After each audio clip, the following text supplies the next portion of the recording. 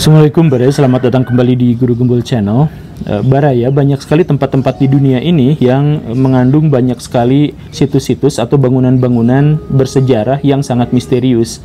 Beberapa bangunan itu tidak bisa dijelaskan secara nalar logika dan sains, dan di antara semua bangunan-bangunan yang ada itu kita akan fokus pada beberapa bangunan di kebudayaan Mesoamerika atau kebudayaan Andean.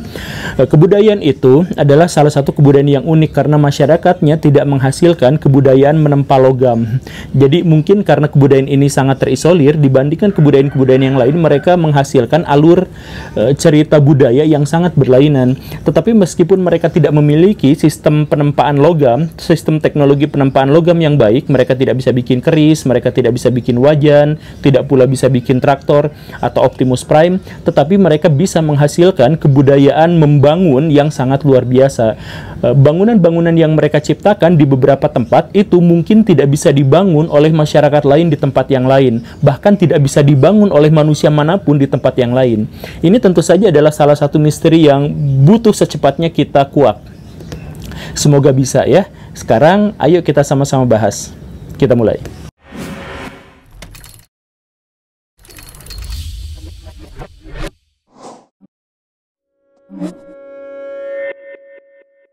Di reruntuhan kota tua Cusco di Peru, di ketinggian sekitar 3.700 meter dari permukaan laut, ada sebuah bangunan yang sangat besar berbentuk benteng-benteng batu yang sangat tebal dan sangat berat. Benteng-benteng ini biasa dikenal sebagai Sacsayhuaman. Apa yang aneh dari situ adalah, pertama, bahwa batu-batu itu ditumpuk sedemikian rupa hingga membuat sebuah benteng. Padahal batu-batu yang ditumpuk itu bobotnya ratusan ton, bahkan ada yang sampai 600 ton. Bagaimana cara masyarakat mengangkat ke atasnya untuk menumpuk itu belum bisa dijelaskan secara logika sampai sejauh ini. Tetapi itu bukan misteri satu-satunya, ada misteri yang lain bahwa batu-batu itu tidak berasal dari situ, tetapi dipindahkan dari tambang batu yang jaraknya sekitar 15 km atau 16 km dari benteng yang dimaksud itu. Sehingga orang di zaman dulu harus menyeret 600 ton batu ke satu tempat tanpa kita ketahui bagaimana caranya, karena pada waktu itu mereka tidak menggunakan roda dan tidak menggunakan alat-alat yang terbuat dari logam. Dan yang lebih membingungkan daripada itu adalah, puncak dari misterinya adalah batu-batu itu satu sama lain ditumpuk, disusun bukan dengan alat perekat tertentu, tetapi batu itu dipotong dengan presisi yang sangat luar biasa sehingga satu batu dengan batu yang lain itu terpasang dan saling mengunci seperti puzzle. Tidak ada manusia di zaman itu yang mampu membuat dengan cara seperti ini. Anggaplah misal piramid atau candi Borobudur memang juga dibuat tanpa perekat yang luar biasa, hanya dibuat dengan saling mengunci. Tapi kuncian yang di sini itu aneh karena satu batu dengan yang batu yang lain itu dipasangkan sedemikian ngepas sampai bahkan jarum kecos pun tidak bisa. Jarum kecos apa sih? Jarum jahit pun tidak bisa masuk ke celah-celah antara dua batu itu gitu. Jadi bagaimana cara memotongnya ini jelas tidak dipahat. Kalau dipahat itu ya pasti ranggeteng gitu. Tapi ini bagaimana sampai halus sekali, lebih halus daripada keramik. Jadi pas dipasang pas sekali, tidak ada celah sama sekali. Kertas gak bisa masuk, jarum tidak bisa masuk. Orang zaman sekarang mungkin berpikir kalau logam dipotong pakai laser mungkin bisa seperti itu. Tapi ini batu itu kalau dipahat, batu itu kan karakteristiknya pecah gitu. Ini bagaimana caranya batu disusun sampai rapat hingga ketika ditumpuk dengan batu yang lain dengan presisi tertentu ini bisa sampai pas. Nah, inilah salah satu misteri yang sampai sekarang belum bisa terpecahkan di sana. Bicara soal presisi, kita bisa melompat ke Costa Rica beberapa ribu kilometer ke sebelah utara dari Sacsayhuaman. Di situ kita bisa menemukan bola-bola misterius, bola-bola yang dibuat entah oleh siapa dan bagaimana caranya, tetapi yang jelas bola-bolanya sangat tua, setidak-tidaknya 900 tahun sebelum Masehi dibuatnya, tetapi sampai sekarang para ilmuwan juga belum tahu ini kapan sebenarnya dibuatnya. Yang pasti batu ini bulatnya juga presisi. Jadi ditemukan pertama kali itu tahun 1930 oleh para pembabat hutan. Jadi ada hutan dibabat mau dijadiin kebun pisang. Di situ ditemukan bola-bola misterius ini bulat sempurna. Tidak ada teknologi orang di zaman dulu yang bisa bikin bola bulat sempurna.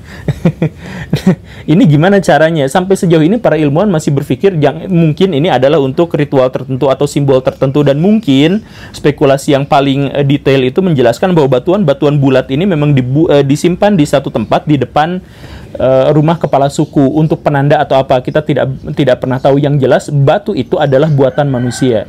Baraya, sebenarnya batu-batu bulat itu ditemukan di banyak sekali tempat. Di Indonesia juga ada, kemudian di Jepang juga ada, dan lain-lain. Di Rusia juga ada. Tapi satu-satunya batu yang oleh UNESCO diakui sebagai batu buatan manusia dan bulatnya presisi dan dibuatnya oleh orang ratusan atau bahkan ribuan tahun yang lalu, ini adalah sesuatu yang sangat misterius. Orang-orang Mesoamerika memang sangat terkenal dalam membuat bangunan-bangunan yang belum masuk akal sampai sejauh ini ya. Sains juga masih bingung.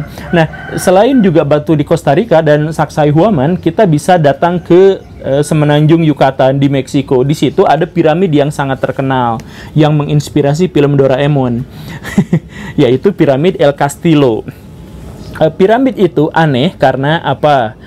Karena presisinya tidak seperti yang sebelum-sebelumnya. Presisinya itu sesuai dengan peredaran benda-benda langit. Jadi mungkin ini adalah kalender karena letaknya saja, kemudian sudut-sudutnya aja disesuaikan sekali dengan peredaran matahari dan bulan. Misalkan jumlah tangga-tangganya itu ternyata 365 hari.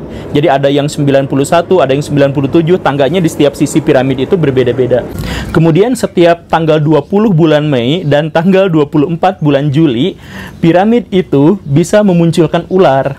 Jadi setiap maghrib, setiap matahari terbenam, hanya waktunya sekitar setengah jam, itu bangunan itu bisa menciptakan bayangan. Bayangan itu membentuk seperti ular. Ular yang sangat mereka sakralkan. Ular berbulu, apa namanya, lupa saya. Nah, tapi itu memang benar-benar harus sesuai dengan tanggal itu dan jam itu. Jam matahari terbenam tanggal 20 Mei dan 24 Juli. Nah, ini juga tentu saja adalah salah satu presisi yang sangat luar biasa. Batu besar ditumpuk, tingginya 30 meter dan lebarnya 55 meter, tetapi dalam waktu-waktu tertentu itu presisi sesuai dengan kalender tertentu muncul ular. Apakah itu misterinya? Bukan. Itu bukan misteri yang paling luar biasanya. Misteri yang luar biasanya itu adalah bahwa kan piramid itu di atasnya ada ruangan, ada beberapa ruangan. Di situ ada ruangan untuk ritual tertentu, kemudian ada juga ritual untuk pengorbanan manusia dan sebagainya. Ada patung jaguar di situ yang berwarna merah. Nah, di dalam ruangan itulah sesuatu yang misterius terjadi, yaitu kalau kita ada di dasar piramid, kemudian kita tepuk tangan, plek gitu, maka ruangan itu akan memantulkan gema yang lain, yaitu gema suara burung quetzal. Jadi orang-orang Maya itu kan sangat mengagungkan, sangat mensakralkan burung quetzal. Nah, luar biasanya adalah kalau kita tepuk tangan di situ, bunyi suaranya itu bunyi suara burung quetzal itu. Silahkan buktikan sendiri ke sana. Tapi jadi boro-boro membuktikan datang ke sana, orang nonton YouTube aja wifi-nya masih nyolong dari tetangga. Canda. Tapi kalau Baraya memang susah untuk membuktikannya langsung, di YouTube sudah banyak sekali orang-orang yang membuktikannya. Kalau tepuk tangan, suaranya malah lain di sana.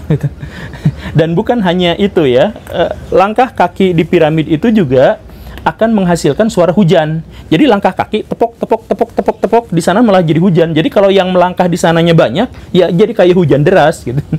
Sebenarnya, cara membuat batu yang menghasilkan resonansi suara tertentu itu bukan hanya ditemukan di Mesoamerika. Di Sri Lanka ada kuil yang seperti itu juga. Kalau tepuk tangan, suara yang keluar suara bebek gitu.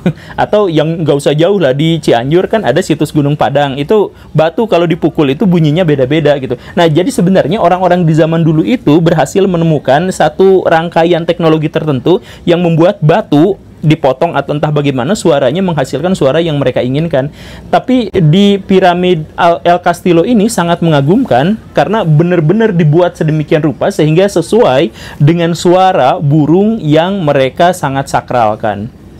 Di Bolivia bahkan ada situs yang lebih aneh lagi, lebih misterius lagi, namanya Puma Punku, pintu Puma. Bangunan itu adalah reruntuhan kota kuno seluas 4 km persegi dan dibuat mungkin sekitar 800 Masehi, atau ada yang bilang bahkan sampai 200 Masehi. Apa yang aneh dari situ adalah Sama seperti Sacai Huaman, bangunan ini terdiri atas batu-batu raksasa berbobot ratusan ton yang ditumpuk satu sama lain. Bahkan ada batu yang dibuat sampai 4 lantai. Itu yang aneh pertama. Yang kedua, sama seperti Sacai Huaman di awal tadi juga, batu-batu yang dimaksud itu ditambang dari wilayah yang sangat jauh, bukan dari tempat ini. Ini bagaimana cara ngangkatnya belum bisa terjelaskan. Dan sama juga seperti Sacai Huaman, bahwa bangunan-bangunan ini dibentuk dari batu-batu ratusan ton yang ditumpuk tanpa semen, tanpa perekat, tetapi ditumpuk dengan menggunakan potongan-potongan, dibuat sepresisi mungkin. Yang membuat berbeda dengan Sacai Huaman itu adalah bahwa batu-batu ini dicetak atau dibuat dengan cara yang sangat modern, dengan pola-pola yang sangat modern. Dibuat kayak bentuk huruf H, dibuat kayak bentuk huruf I, dikasih lubang, dikasih ornamen-ornamen yang sangat susah kalau kita bayangkan dibuatnya oleh orang zaman dulu. Bahkan yang lebih anehnya lagi adalah sebagian dari batu-batu itu adalah batu granit, salah satu batu terkeras yang ada di dunia ini. Jadi cara motongnya bagaimana, pahatan-pahatannya itu sama sekali bukan seperti pahatan, tapi kayak cetakan. Bahkan ada lubang-lubang yang benar-benar kotak, sangat presisi, sangat nyiku gitu. Kayaknya diukur pakai sesuatu yang benar-benar 90 derajat mutlak gitu. Kemudian itu dibolongin. Gimana cara bikin batu sebesar itu, granit pula, dibolongin. Dan bolongnya itu ada yang bentuknya kotak, ada yang bentuknya bangun geometris tertentu, dan lain sebagainya. Ada juga lubang-lubang yang benar-benar tidak masuk akal, yaitu lubang yang lebih kecil daripada pulpen ini, tapi bulat sempurna. Kita mungkin zaman sekarang bisa menggunakan bor, tapi orang zaman dulu gimana cara bikin bor? Bahkan bikin logam pun mereka belum bisa, tapi ini bulat, kecil, bulat, ada bulat yang besar, ada bulat yang kecil, dan semuanya benar-benar ya presisi. Ini adalah sesuatu yang sampai sekarang para ilmuwan masih belum bisa menjelaskan. Arsitek-arsitek kalau didatangkan ke sana, mereka akan garuk-garuk kepala. Pak Ridwan Kamil, arsitek, simpen di sana, bingung juga, dia nggak akan bisa ngapa-ngapain. Di Norwegia ada batu yang dilubangi dengan bentuk bintang, atau di Cina atau di Mesir kuno ada yang bulat seperti itu. Tetapi tidak ada yang bisa membuat bangunan yang dibolongin seperti ini sebanyak dan seluas yang ada di Amerika Selatan ini. Jadi tentu saja ini adalah salah satu misteri yang patut untuk dipecahkan. Jadi Baraya begini, salah satu cara untuk mengetahui orang itu akan sukses atau tidak, nggak bercanda ya, bukan gitu, cuman maksudnya ini salah satu cara untuk mengetahui seseorang itu gila sama pengetahuan atau tidak, itu biasanya dilihat dari bagaimana cara mereka melihat misteri, merespon misteri. Orang-orang yang ya gitu, itu ketika bertemu dengan misteri, berhenti di situ, mereka akan mengagumi misterinya itu. Kereta lewat. Tetapi kalau orang yang pikirannya lebih maju, mereka akan berpikir bahwa misteri ini adalah sesuatu yang harus dipecahkan.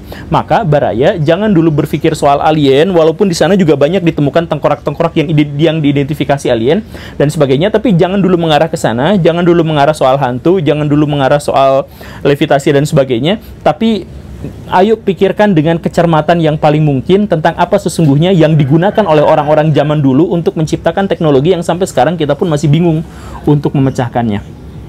Oke, Baraya itu saja. Semoga bermanfaat. Terima kasih karena sudah menyimak. Saya Guru Gembul. Assalamualaikum warahmatullahi wabarakatuh.